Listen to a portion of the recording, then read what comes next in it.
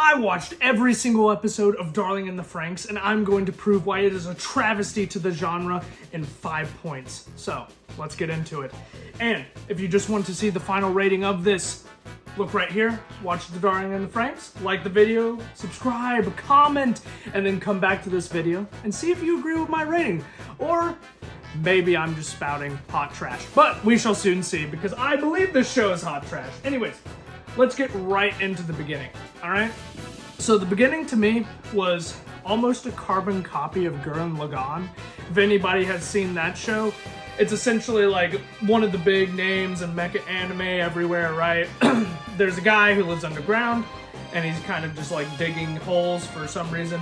And then one day, boom, a mecha alien thing comes out from the sky, sort of, and digs into the subterranean settlement.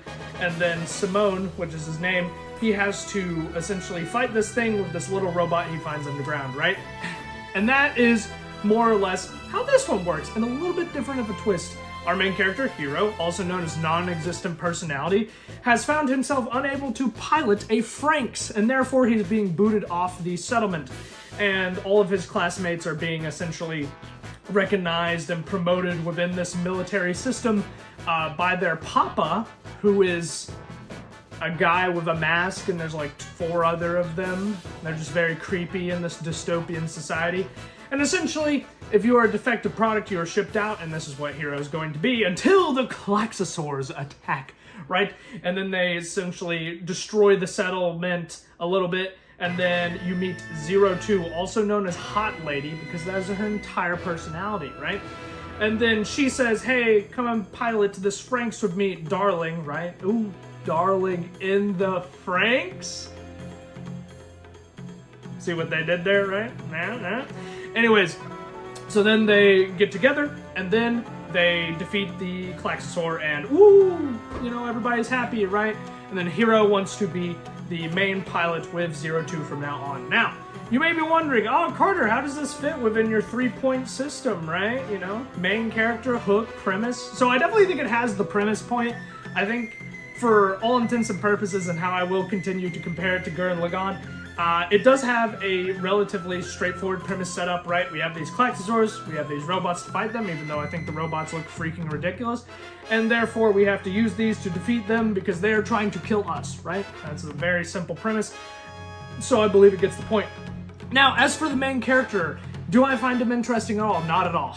I think he is a self-insert, pity-me type character, and it just doesn't fix the issue already of the series being kind of like bland colors and a depressing setup, and then you have this depressed main character, and so like you would very much click off of the first episode very quickly, if you get what I'm, you know, trying to shoot at, so to speak. And I just don't think he sets up the story very well. What it seems like to me is that he is made to be a self-insert character so that you can be like, oh, I'm piloting a Franxx with 02 and she's hot, right? That's the idea. But to be honest, I just don't think those types of characters are very interesting for a story, because they often leave a bunch of cracks and plot holes and stuff like that all around the story that don't get filled up because the characters don't have enough personality to actually grow, because there's nothing there in the first place, right? And so I believe, is your main character interesting? Not at all, so you lose that point. As for your third point, right, did you hook me at all? No. And here's why I'm going to explain you didn't hook me, right? Because you would think, oh, but Carter, you said the premise and it was set up and everything. Okay, yeah, that's true. However, as soon as they get into the Franxx, right, it is non-stop references like, oh, darling, you're riding me. Oh my gosh, darling, you're so rough. And you know, like, okay, I'll give you 1 or 2, because I think we all know, you know, kind of how funny it is, but at the same time, it starts to really eat into the enjoyment of the story if you keep doing it over and over and over and over and over and over again, to the point where character conversations are just those jokes, and there's nothing more to be gained from it, rather than like, you know, oh, maybe they make a joke like that because they're scared or something, right? Oh, that's funny, right? Stuff like that. Maybe they're super cocky, right? You can get personality traits from it, but if it's just to make the joke, then it's not as interesting, and therefore it falls flat. And that's really what made me disinterested in the story is because they just keep saying the same jokes over and over and over again. And also, I have seen this exact same story beat before, done better in Gurren Lagann, which doesn't really hook me, because if I want to watch this kind of like aliens versus humans in mecha suits thing, why wouldn't I just watch Gurren Lagann? Or I know I haven't watched Gundam, but I know it's a huge name in the mecha series. Why wouldn't I just watch Gundam? Because I've heard great things. Why wouldn't I watch Code Geass, one of my favorite shows of all time? It doesn't have aliens, but it's a mecha series with a really unique premise on politics and stuff like that, and a macro level scale of countries and stuff like that, how you conquer all of it. And as for this one, it's just, hey, there's aliens, and we have a lot of references, and this girl's hot. That's about it. So I think it gets the 1 out of 3 in the beginning category. I think it's terrible, right? Now, as for characters, we got a main boy hero, right? Do I think he's good? Not at all. I think he has no personality outside of 02, and this becomes a greater problem because 02 has no personality outside of Hero. They literally just talk about each other. They say it all the time, right? There's nothing to be gained with any other character, really. All the characters talk to them like, oh, we've been friends for so long, and oh, look at all these personality traits. But it's incredibly hollow the entire time. It feels like these side characters are just set up to be like instances and points of reference for the other characters' past, rather than them being living, breathing characters within this story. They don't get a lot of development, and I think that's because Hero, our main character, is the focus, but because he has no real personality, and the connections are hollow, and he doesn't really do any growth, and, you know, he's just not really overall that great. The story's over-dependence on him as a character, without any character building, so he's essentially just a stagnant self-insert character with no personality, is just such a waste for everything else you could be doing. Because then if your main piece is just hollow and doesn't really do anything, and all of your other pieces are trying to bounce off of this piece, then it doesn't really go anywhere because this piece is useless, right? So I believe he's a 0 out of 2. I think he's awful, right? Now, as for main antagonists, right? Or just antagonist villains, right? Who? Like, I'm gonna be honest, actually, who? Are we taking, like, Papa? Are we taking the Klaxosaurs, the blue people? Are we taking the Verm, the purple people? Which is actually Papa, because they, like, inhabited the Earth after this whole thing that was totally foreshadowed and interesting, and also very well thought out from a story perspective. You know, so well thought out. But I believe each antagonist appears in the story as if they are desperately needed for the moment, and then none of them are actually explored enough to really call them characters. They're more just like concepts, right? Like the Klaxosaur Queen is just kind of this vehicle to get 02 back in the Franxx with Hero, which they already did that plot point once. So the second time they were doing that with the Klaxosaur Queen, I thought was stupid. And you'll get to see if you watch the series that a lot of the plot points that they do are just repeats of plot points they've already done before, like with Goro and Ichigo, being like, Goro's like, hey, you always put yourself on the front lines, you need to depend on other people, you're risking all of us as well. And then he does that again, and then Ichigo is just like, I like you, Hero, and then she's like, I'll get over it. I like you, Hero, and then she's like, I'll get over it. And then I like you, right? You see what I'm saying? It's just ridiculous, because there's no real growth. It's just like they repeat, and they're stagnant, and that's just nothing you want to watch. You want to watch something that has some movement, not just a still image every freaking episode. It's insane to me. So I believe that the antagonists don't actually exist for the most part, because they just kind of pop in whenever the story needs them, and they appear to just drastically change whenever the genre switches to like slice of life romance to dystopia to sci-fi adventure. Like every time they switch genre, the antagonist kind of swaps, and it just makes no sense. And there's just no real concept, or well, there are concepts, but there's no real character behind the concepts to actually make you as an audience care about the villain, right? You have to care about the villain. There's some motives. There's some charisma sometimes, right? Personality traits. Do we hate them? Do we love them? Do we hate to love them, right? You need something there, and there's nothing there. And that's why I believe they're a 0 out of 2 as well. As for side characters, right? Now, you may be thinking, oh, Carter, you know, maybe this is where we get some, you know, actually good characters, because, hey, antagonist and main character were bad, but maybe everybody else on the side is pretty good, right? No. It's actually laughably bad. None of the side characters actually get growth within the series, as I had mentioned, until, like, the sort of after-the-fact ending where they're all almost adults, or they are adults. I never really understood. And it just feels like fake growth, because you never really saw what led to that point for the most part. You just kind of saw them kind of grow at the end, and then, boom, we've skipped to the after effect. Have fun. Don't you like all that growth we did right there? It's ridiculous. And also, each of the people within the 13th squad are just made to interact with Hiro, right? They're not made to actually be characters. They're made to be like, oh, I'm this personality trait. Oh, I'm the overconfident one. Oh, I'm the one that always bickers with him. I'm the second love interest. I'm the guy who's going to push him to be a better person, right? Oh, I'm the guy who really loves food. I'm the edgy one. I'm the super nice one. That's all they are. They're not actually characters with names. They're just personality traits that never really got anywhere, right? And you could argue, oh, the whole marriage thing. But the whole marriage thing gets sidetracked because then they try to do like an amnesia plot with it in the latter half where their memories have gotten erased and then they're going to fall in love again. Hey, that's fair, right? That could totally work for a series where that's the main focus. If it's a side plot, right, that's not even the main genre is a romance, really, if we're going to be honest, because 02 and Hiro just sort of like are magically in love from the onset, right? It just makes no sense. It doesn't feel natural for that to happen in any sort of way. And you could also make the argument, oh, Carter, they're kids, they're going through puberty, or they're experiencing these unfamiliar emotions for the first time. Yes, but at the same time, no, because you have to make them actually believable, right? You can't just, oh, here's an emotion, and then deal with it, right? That's not character writing. There's no growth to be had there. There's just random emotions you're firing on all cylinders trying to get something to stick, and it just doesn't. And also the fact that, whatever her name is, the purple hair girl, I'm sure I'll find her name, but the fact that she felt so much like not a real character that they had to make her in love with Ichigo just to have a semblance of relevance in this story is crazy to me.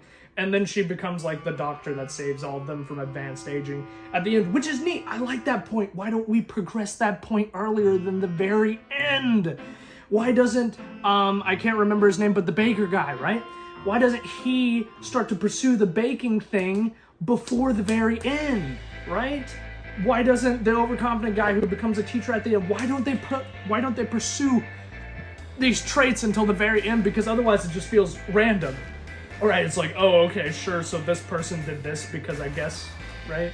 It's just ridiculous. And so, therefore, I just think you get a 0 out of 2 on these guys. Also, the repeat character arcs, like I mentioned, with Goro and Ichigo, where they kind of have the same thing happening twice or multiple times within 24 episodes is really bleak. I've seen a ton of stories do even middling character growth way better than this. This is, like, actually abysmal. You're setting your characters backwards rather than forwards, which is not what you want to do in any sense of the word. Now, we're going to get into story and plot, right? Out of 4. And as I have said, the beginning is very similar to Gurren Lagann, where creatures like the anti-spiral. However, they changed the genre so much from like slice of life to romance to dystopia to sci-fi, and then back again, and then this never-ending cycle of just a tornado of bad writing, that it just feels like there's no focus within the entire story. You're just sitting there every episode on a random roller coaster ride and you're like, well, I wonder what's going to happen today, because maybe the next episode will be in space, laughs cluelessly, and then it actually happened and we were like, what the actual heck? Because the beach episode, I get that you are a anime, right? 24 episodes, you're probably going to have a beach episode if you're dealing with youth in any way, right? Or like a hot spring episode. But like, for you to do that in this dystopian setting, do you realize how random that feels? Right? Like, you made it somewhat work when they explored the abandoned buildings. That was okay, right? But you just, like, you're making all these callbacks to different genres and stuff. It's seemingly random. And you just can't expect the audience to actually be following it, especially after episode 18, which is where it even gets more ridiculous. Like with the whole 02 turns into a giant spaceship thing. So it's just ludicrous. It's just insane to expect anybody to be able to follow your goddamn story, right? And also it makes bold claims, one could say, towards like evolution, the purpose of mankind, the existence of it, right? But it does this in the way that I think a lot of series do, and this always makes me mad, is when they do it in such a vague way that people are like, oh, that's so deep, right? That's such a deep take. Man, that's some philosophical significance. God, if that's even a word. But then it's just like, no, like, it's just a corrupt organization. Like, the entire point of, like, the purpose of mankind in this evolution, right, as they keep making the point within the scientist's backstory, and then it's just like, no, it was the corrupt organization of the Papa people, and then they turned into the aliens anyways. Like, it's not really a deep point about human nature or anything like that. It's just, oh, you were super vague, so people thought you were being deep, and then for some reason you got rewarded for it. That's essentially what we're talking about here. And that brings me into the next point, right? The backstories are trash. I actually cannot give them anything above just actual garbage within the series. A writer teacher I had told me that stories should either be, I believe, 10% backstory or the majority backstory, right? And this series does the middle ground, which I already don't like because it kind of feels clunky, right? And these backstories are essentially administered like band-aids whenever they really screw up the story and they're like, oh dear God, how do we fix it? Like the backstory with Hero and 02, which I just think is only to make them make sense that they're in the Franxx together, which you could argue, oh dude, that's what backstories are for, right? That's what they're supposed to clear up. Ooh, detail building, you know, world building, stuff like that. And that's fair, but it also shouldn't feel like just random, oh, frick, I don't know how this is gonna work. And then they kind of like slap it on there. Granted, it was neat that we found out essentially by that 02 was kind of like this almost alien-like creature, but it was just ridiculous in nature, and I don't think it was a very good backstory because all it tries to do is paint Hero as this like actual hero when he doesn't really have that much personality even now. As he has grown up, he does not have as much personality as he did as a kid, and I just think it's ridiculous. It's a band-aid for loose strings of the plot that they haphazardly sling around ad nauseum. That is what this is. It's just like, oh man, can we make the story make sense? Backstory, maybe it makes sense now. That's what they feel like within the actual story. Also, the scientist backstory, I'm so confused about him. The series is either trying to make him the biggest monster or the biggest like saint, and it just can't pick which one it wants to be because of the torturing of like 02 and other things. It's just utterly ridiculous. And his backstory also just doesn't really make sense either, because it's like, oh dude, we made the Franxx and everything, and I'm this super genius scientist that's working with Papa, and then everything kind of turns terrible. I get this half mechanical body, and now I want to be partnered with this Klaxazor queen. What? It just makes no sense. It kind of sets up the ape organization and everything in a way that is somewhat accessible, but at the same time it still feels so much like a band-aid for the story's already failings rather than building upon something that was already successful, which I believe is what a backstory should do. It shouldn't be made to try and explain something after the fact. It should be made to get more information, to actually build up something that was already pretty concrete, and now it's just way more structurally sound. All right, what you're doing is you have two different things, and you're like, oh wait, we connected them with the backstory. We did it, boys. And it makes no sense. There's no foreshadowing connected in the first place. Also, why did Ape decide to make the parasites in the Franxx if they can be used to kill them? So, other things that are just like ridiculously what. So the story gets a 0 out of 4.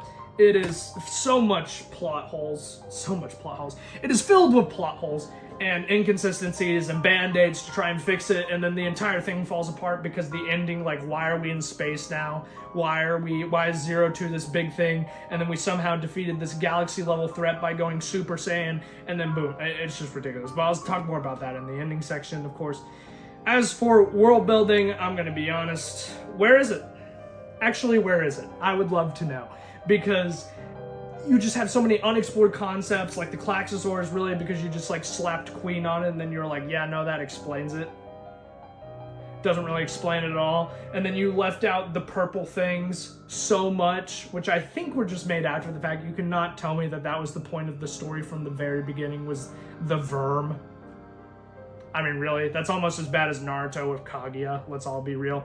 So, it's just ludicrous. Also, the fact that the group Ape was only really explored in the scientist's backstory the entire time, and then now they're the main villains. I mean, they were kind of set up to be the main antagonists anyways, but they're not explored enough until the story actually needs them. That's the problem I had with the antagonist earlier. Your story is not explored enough until you actually need it, and by that point, it's like a half-baked thing. And so you're like, well, frick. We're gonna use it anyway, right? And it's just ludicrous. It just doesn't make any sense. Also, the sort of after-the-fact thing with the scientist where he was like, yellow blood cells, and this is how we need a male and a female. It's not just to make references the entire time and make it funny like it's a joke. Sure it was. Sure it was. We can all lie. And it's fine, but you know, at least admit when you're lying, right? You know, yellow blood cells, sure it was. And then I also wanted to bring this up, that I feel like the Earth itself is underexplored, because you get to kind of the main city, this desert wasteland, the winter place, and the beach, weirdly enough. And it just feels random. Also, none of these places, except for the main city and the Squad 13 plantation, or whatever it's called, are really explored enough within this place, because you really only get to see the one city. And so you're like, is all of humanity there now, or is it like other places? And it's never really answered. It's kind of inferred, but at the same time, I would just love to see a little bit more, but that's just more of a nitpick. And also, space. I think that speaks for itself. The world building is a 1 out of 4. It is ludicrously bad. Nothing is built up, and everything is just expected to somehow miraculously work with each other, despite the characters being underdeveloped and the world being underbuilt, and then you're like slapping them together and you're like, why didn't I get a good product? It's like, what is it? Is it fruitcake? Is fruitcake the thing where it's like bad or something? Like you combine two good things like fruit and cake, and then it's bad. But in this case, you're combining like rotten fruit and like super dry cake, and then you slap it together, and then that's what this story is, and it makes even worse fruitcake. That's how I'll put it. But it has concepts at a bare minimum, which is why I'll give it 1 out of 4. As for the ending, you cannot even pretend that you planned the actual story from episode 18 onwards. Like, maybe you could argue that some things beforehand were kind of set up in a way that made some sense to some people, not to me, obviously, because I think it sucks. But episode 18 onwards cements to me that the story is a hodgepodge of ideas that nobody really cared enough to actually work hard on, at least from a story perspective. Animation, sound design, all that other stuff that goes into the story looked great, sounded great. I loved the opening and everything, but the actual core of any story is its story. It's not all the flashy stuff that goes on top of it. Granted, that is necessary and important, but that's not really what I'm reviewing. I'm reviewing more story beats, character development, plot points, right? And it just feels ludicrous. And the ending is just even worse, right? Seems to be a roller coaster, more so than the series already was. Characters are constantly forced into situations that they wouldn't really be a part of otherwise, and you're expecting some revolutionary insight into them, right? It just doesn't make sense. This is where I think Goro talking to Hiro again like being like, oh, why are you going to your death and everything, where he's already had a very similar conversation earlier in the story. Just seems super forced, repetitive. I don't like that. Also, another thing you could talk about repetitive is this freaking amount of times they bring up the goddamn bird that only has like one wing and they have to use a male and a female so that they can fly together. They bring that up a lot, which I don't like anyways. But once space happens, it just gets ridiculous because apparently the Klaxosaurs were good, and then Papa is the purple people who were aliens and they're bad the entire time. And you're like, wow, this is crazy. And then they have this giant fight in space against this giant verm thing, Klaxosaur, I don't really know. And then 02 and Hero have to go like Super Saiyan to then, which they literally turn gold, and then they blow it up in one hit magically, of course, with the power of love and friendship, anything is possible. And then, you know, humanity is saved, apparently, but the Verm guys are like, oh, we'll be back, or something, and then 02 and Hero just cease to exist, I guess, and then you get the whole after events with the characters that had growth, that I already got into, which I think is bad, but, you know, it's just ridiculous. It makes no sense. And if you didn't see the Gurren Lagann connections already, this is quite literally the battle against the anti-spiral like galaxy thing at the very end of Gurren Lagann. It is, you cannot tell me it's not. It is ridiculously similar, and it's just, in Gurren Lagann's case, it had all of these story beats and character developments that build towards this grand final battle with this enemy that we had never really seen but we had always known. And with this, it was the enemy we apparently always knew because they were purple and Verm people the entire time, and you should have known that, and how dare you not know that they weren't just Papa, who was already kind of corrupt. But I think it would have been more interesting to just make them a corrupt organization rather than the explanation every audience loves: aliens. And without further ado, I believe the ending is a 0. So, overall, let's go through the ratings one more time. The beginning, 1 out of 3 points. Characters, 0 out of 6 points. Plot and story, 0 out of 6 points. World building, because you technically had concepts, 1 out of 4 points. And the ending, 0 out of 3 points. Which gives you a befitting and ironic 2 out of 20 for Darling in the Franxx, which, you know, 02 would appreciate, I guess, right? And so, overall, Darling in the Franxx attempts a great deal. What is true love? What is the fate of humanity? And what if we did a really bad copy of Gurren Lagann and just didn't want to have an actual story or characters? We just kind of want to like throw everything together and then switch genres like 50 times and then be like, boom, that's the story. And also aliens. All choices this story has made, and that is why I will give it that ironically appropriate rating of 2 out of 20. But if you think I'm wrong, if you think you could do better, if you think just something different, or maybe you think the same as me, let me know in the comments below. Also, let me know what story to go to next. If nobody says anything, I'm going towards Frieren because I have not watched it yet and I heard it was really good. And as for the opening for this series, I think it's a banger. I think it's like specials from Jujutsu Kaisen, where it just slowly builds on you the more times you hear it, because the first time you hear it, you're kind of like, oh, this is okay. But then eventually you really get into the whole, kiss me now. It goes hard. Anyways, adios.